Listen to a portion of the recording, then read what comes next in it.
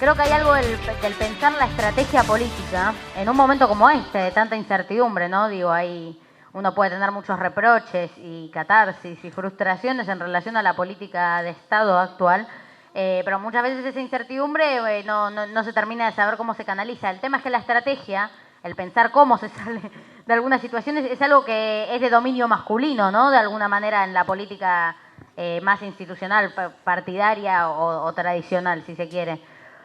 Y eso me parece que es algo que vamos a tener que revertir nosotras, ¿no? Y me parece que tenemos con qué, y eso es lo más importante. Digo, pensar la etapa macrista, una etapa casi completamente defensiva, en la cual no teníamos muchas más opciones que resistir los golpes que nos traían. El movimiento feminista fue de los pocos movimientos colectivos que fueron capaces de decir, no solamente me defiendo, sino que mirá, quiero usted derecho, a ver, ¿qué onda?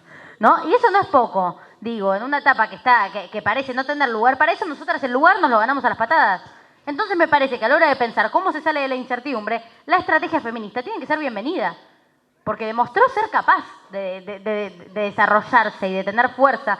Entonces creo que eso es algo que no nos lo van a regalar tampoco, pero nosotras tenemos que poner sobre la mesa.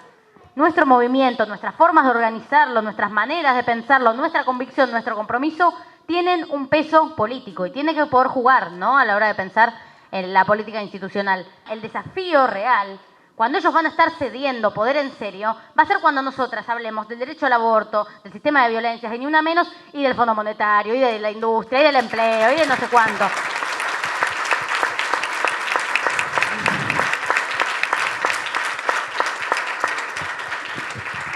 Porque si no, en definitiva, estamos ganando el poder que merecemos, el poder fácil de darnos, no el poder que nos merecemos, no el poder que nos toca, y no el poder que tienen ellos también, ¿no? Que es el asunto principal.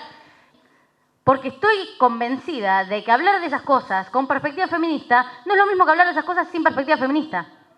No es lo mismo hablar del empleo, de la economía y demás, siendo feminista que no siéndolo. Por la simple razón de que todas las opresiones se acumulan siendo mujer. No es que van por vías separadas. No es que si sos mujer y pobre te tocaron dos cosas tremendas porque, bueno, justo te cayeron dos... No. Hay un sistema que piensa y planifica que esas opresiones se junten. Y en definitiva me parece que lo que viene a problematizar el feminismo popular es eso. Y cuando nosotras pretendemos hablar de absolutamente todo lo demás, es porque sabemos que esas compañeras son más oprimidas que algunas de nosotras, por ejemplo, también por el hecho de ser mujeres. Entonces me parece que eso es una cosa importante. Nosotras tenemos que hablar de todo lo demás porque tenemos la capacidad para hacerlo, pero también porque tenemos que imprimirle nuestra perspectiva a la manera de pensar todos los planos de la política. Y entonces ahí tenemos que tener la capacidad de no darle solo el valor de feminismo al feminismo simbólico de alguna manera, al feminismo de pancarta, sino al feminismo práctico. Y creo que con eso tiene que ver el feminismo popular, con que hay un montón de trabajos que son feministas, pero la política todavía no se atreve a llamarlos así. Entonces, ¿quién se tiene que atrever? Nosotras. Las ollas populares, por ejemplo, ¿quiénes las llevan adelante generalmente? Las compañeras. Y eso es feminista, porque sí, no, es feminista, porque las compañeras, en su calidad de compañeras, reciben más opresiones que las motivan y las conmueven para salir adelante.